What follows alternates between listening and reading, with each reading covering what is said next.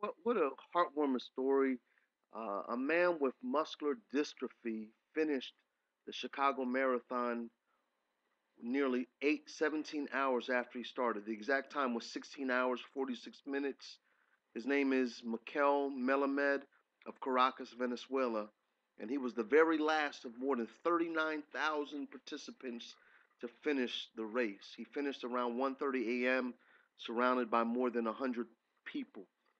He said, "My message is if you dream it, make it happen.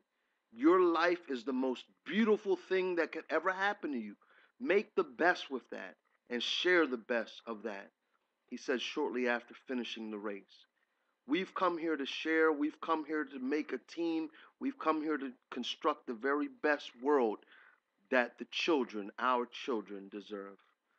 Man, you go ahead there, Mr. Melamed of Caracas, Venezuela. God bless you. Keep motivating people. Don't let your disability disable you. You continue moving forward. I appreciate you. I appreciate the story. I appreciate the inspiration. Take care. I'm out.